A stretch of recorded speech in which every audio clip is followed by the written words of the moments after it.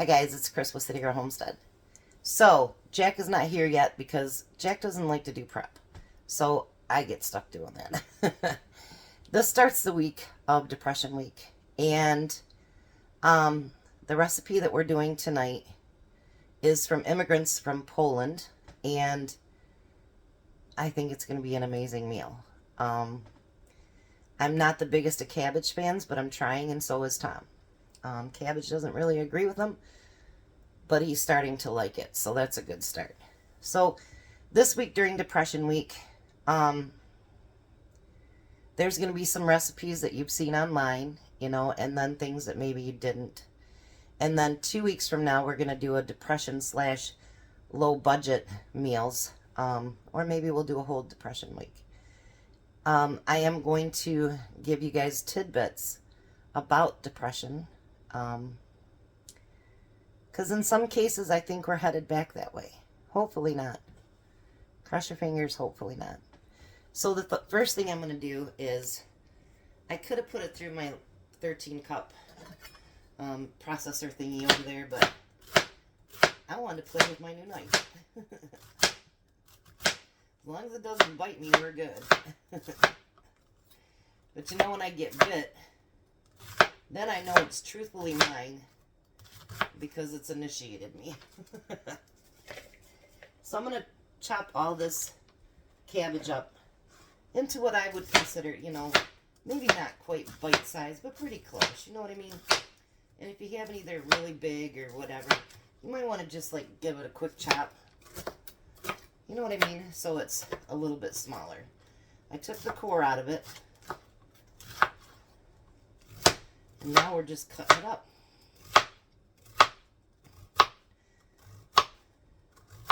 This meal looks actually very, very delicious.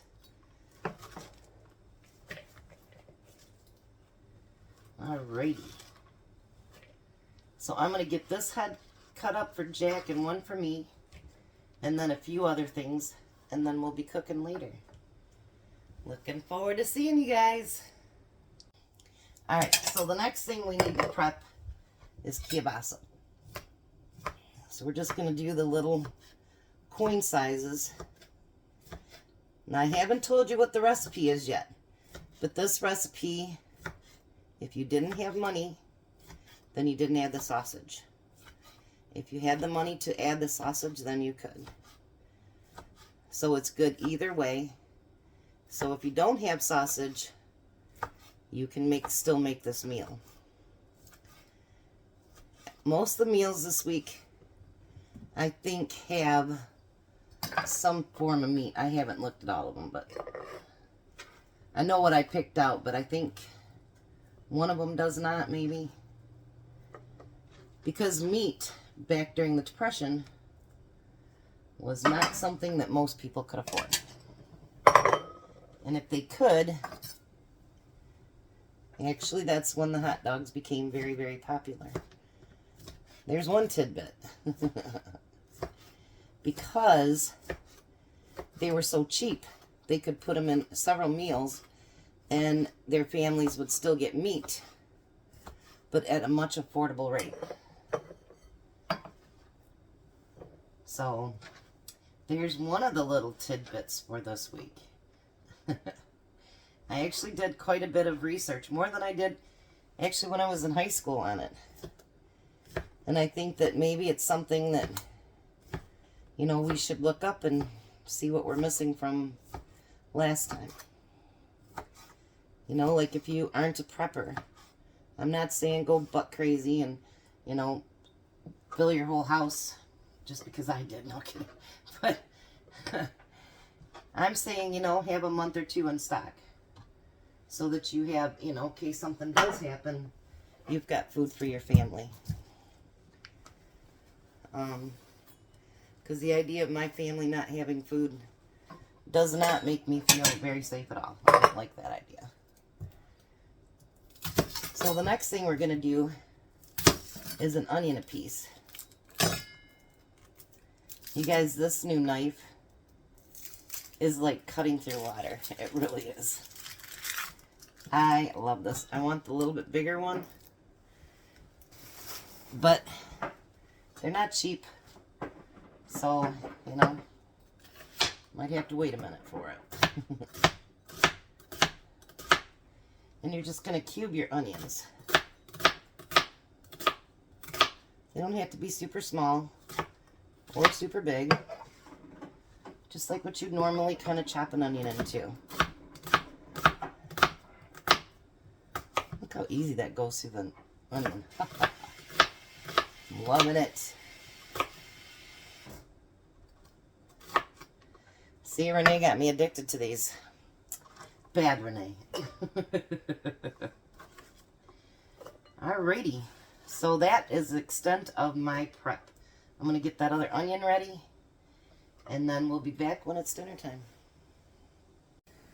Alright, so now Jack's here. Hello. So the first thing that we're going to do, we're making haluski. It is a Polish dish, and it was made a lot during the Depression because it was very, very cheap. And very, very tasty from what I understand. We've never had it. So in the pan back there, we have water boiling that we're going to use some egg noodles with. In this front pan, we have 2 tablespoons of butter that we need to melt. So while that's melting, we have a couple thank yous. I got this in the mail today, and it was from my daughter-in-law. I didn't know what she got me. She didn't tell me. But they're baking mats, and mine are getting pretty beat up, so yeah, she sent me more. And this is, say thank you to Tracy. Thank you, Tracy. Tracy got this off of Jack's wish list, and he is excited. He's been waiting to use them, but I told him, I said, you got to wait till you thank her. So, it isn't quite melted yet, but I'm going to put my onions in there. And you want to cook these till they're translucent. Now, it didn't say quite how to do it. It said you can add sausages and stuff to it. So I'm going to put my sausages in there now with it. And let it all fry up in the butter. Why not?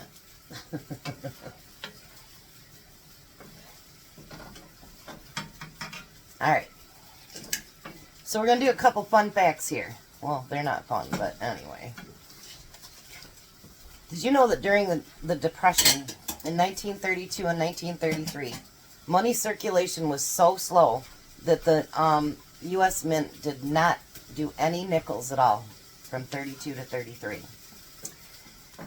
The word skid row became a commonly used term during the Depression years. Skid row refers to rundown parts of a town frequented by vagrants, alcoholics, and drug addicts.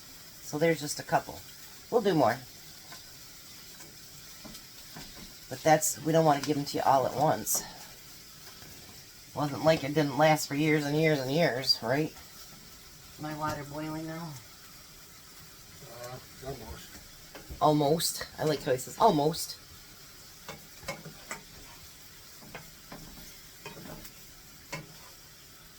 Almost, huh? This looks like a really, really good meal, actually, and filling. And, you know, honestly, I mean, I can cook some meals pretty cheap. But if you look back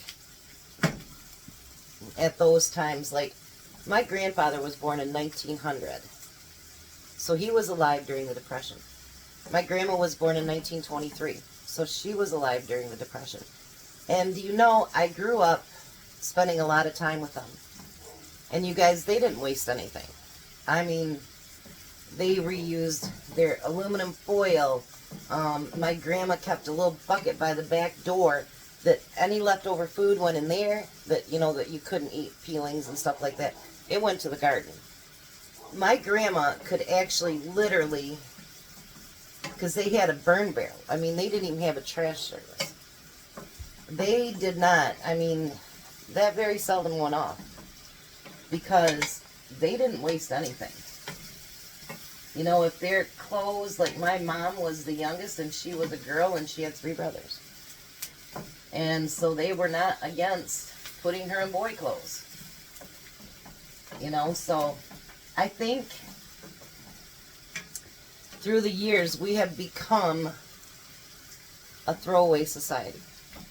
I know that's harsh, but I really think we have. And we don't know, unless we're really broke, what it's like to actually have to, you know, make things stretch and whatever. I almost dropped my jar. I would have been heartbroken.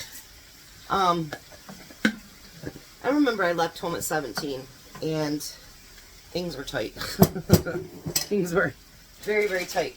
My money went to gas to get to work and pay for rent.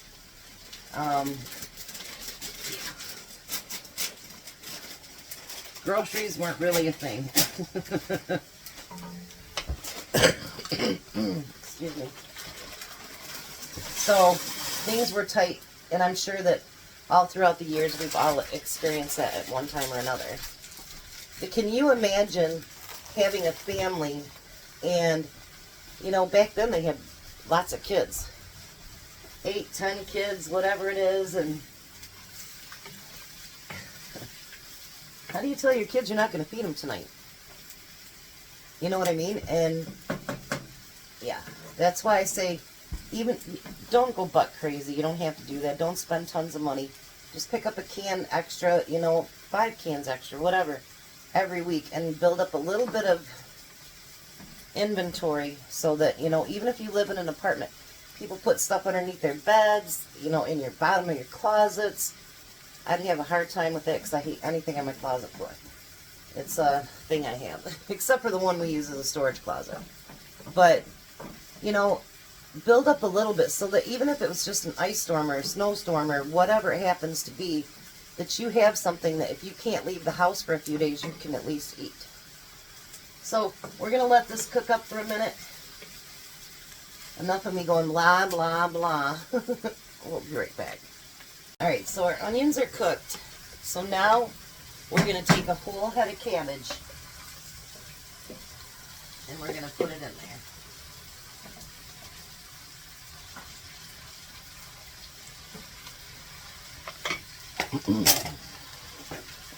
And we're going to add, and you can add more if you like, we're going to add a half a teaspoon of onion powder and a half a teaspoon of garlic powder.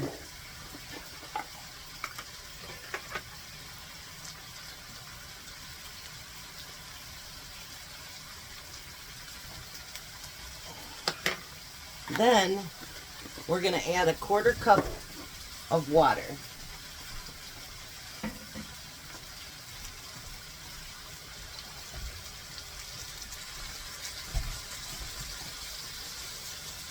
Now it's going to be kind of hard to stir it right this second, but if you give it a couple minutes, that cabbage will cook down a little bit so you can actually start stirring everything into it. So I'm going to put a lid on it. It's going to cook all together for about 10 minutes. But I'm going to put a lid on it, and as soon as it cooks down enough that I can stir everything, then that's what I'll do. Alright, so my noodles are done. So Jax is not far behind, and we've got time. We're going to take 2 tablespoons of butter, and we're going to put it in the noodles. And we're going to melt it in the noodles.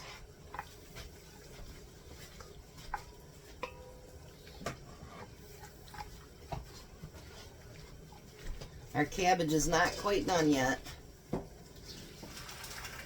So just keep stirring it till you melt those that butter in the noodles.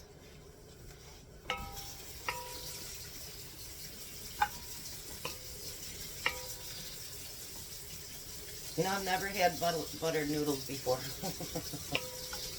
I know people say they love them, but I've never done butter and noodles.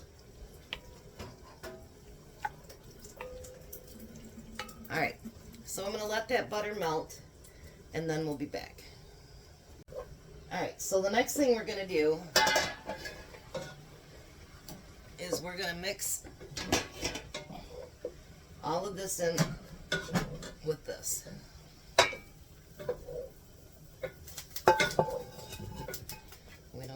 waste any.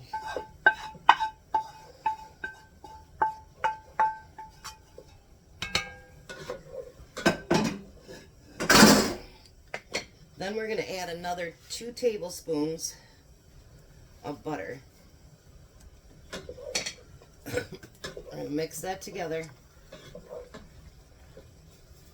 This is when I'm going to put my salt and pepper on it. You have me my second one. There you go.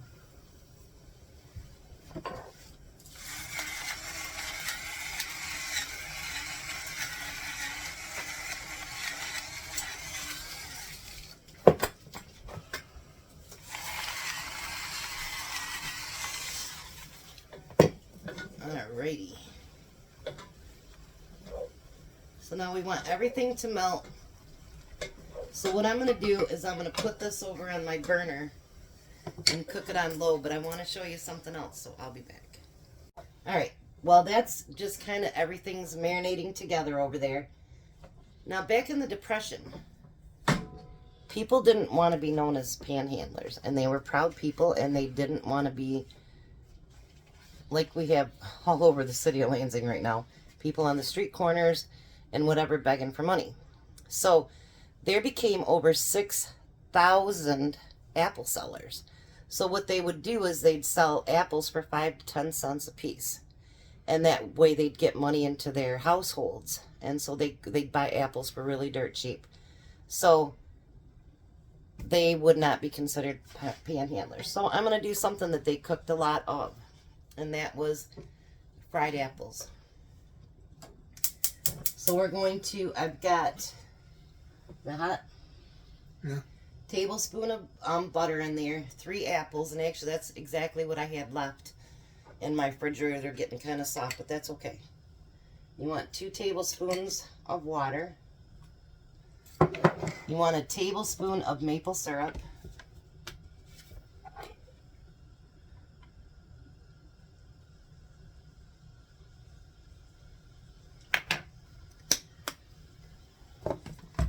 And you want a 1/2 teaspoon of vanilla. Now I imagine things like, you know, maple syrup and stuff, people could probably trade that, you know what I mean, with other people. The bartering system back then was a whole lot better than it is now. My grandparents bartered all the time on different stuff. You're going to use 1/4 teaspoon of vanilla and 1/8 teaspoon of sea salt, which I'm sure back then they didn't have, but you know, that's all right. And you're going to get those apples completely coated, and you're going to get them cooked down a little bit.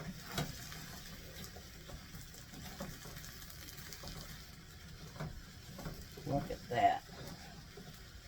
That's pretty. Yep. So we're going to get these cooked down a little bit, get that warmed up together, and then we'll be back. Alright, so everything is done. One more fun fact. Did you know that zippers became the to-go-to fastener because buttons became too expensive during the Depression? And if any of you that are my age or older, you can probably remember your grandmas saved their buttons from everything. I mean, if it was on a coat, pair of pants, shirts, whatever, and they'd have those nice metal tins and they'd be filled with buttons.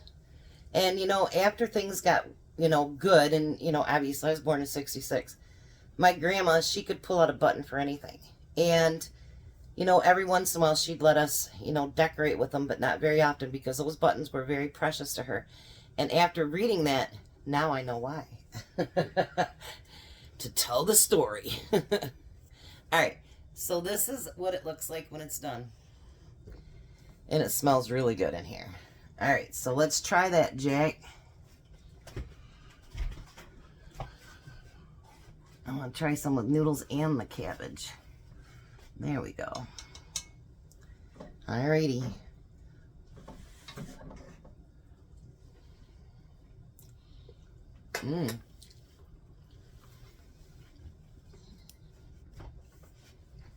What do you think, Jack? That's awesome. It really is good. Alright, I'll give you a clean fork. And we're going to try the fried apples. If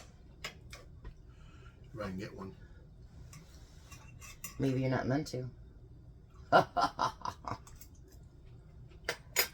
Oh, that's very good.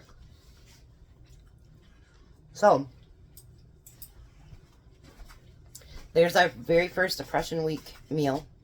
Tom will be home in a few minutes. He's got the chiropractor today, too. And hopefully you like our little tidbits that I looked up. And we'll have more during the week. So, you'll learn all kinds of things about the Depression. So, Jack's going to take his stuff home so he can eat. And bye! I'll be back when Tom gets home. Alright, so there's Tom's dinner. This is our first day of Depression Week.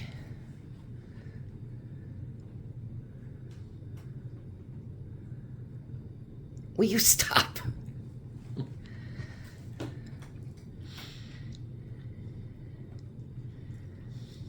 do you think? I think there's cabbage in there. I know that because I told you that. But if I hadn't told you, would you have known really? Mm-hmm. Well, I think there's cabbage. Yeah. you're a cabbage hater. Is it bad? No, not bad. What do you think? I think it deserves another bite. Really? Mm-hmm. It's really good, isn't it? Mm-hmm. So a couple questions for you. Try the apples too. Mm-hmm. The fried apples. Right there. I did. I put some on my own. You didn't see me do it? No. You were too busy watching me do other things. You didn't eat mine. You didn't see me eat my apple. Not going there, Tom. Not going there.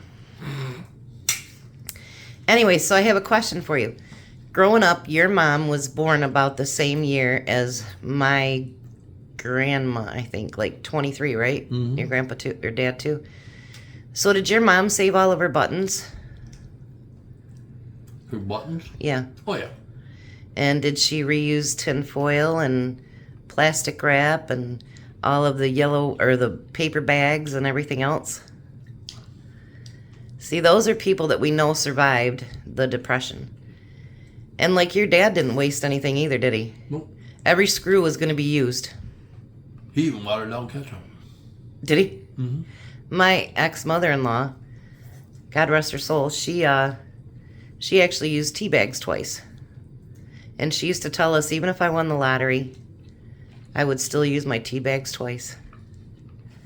So I think there's things that we learned, we didn't personally, Right. but our, you know. My mom said, who in the hell waters down ketchup? My grandfather says, I do. oh, okay. He backpedaled real quick. But I think that, you know, being that we're a little bit older, Tom's 65, I'm 56. I think that we learned from people that lived through the Depression, and they taught us a lot of things, because Tom does not throw a screw away. He doesn't throw away anything until I yell at him. But you know what? A lot of times you do use that. Yeah, well, like Dad had this one part sitting in the garage. Told him, why don't you get rid of that thing? You are not ever going to use that ever again. He threw it out, and 2 weeks later he had to have that same part. And see, now I could have just sold that for nothing. Now, did your dad have the baby food jars he used for his screws and stuff? My grandpa did. No, he just had boxes of everything. All right, he's getting a phone call. You guys have a blessed night. Be a blessing, and bye, Tom. Hi, Tom.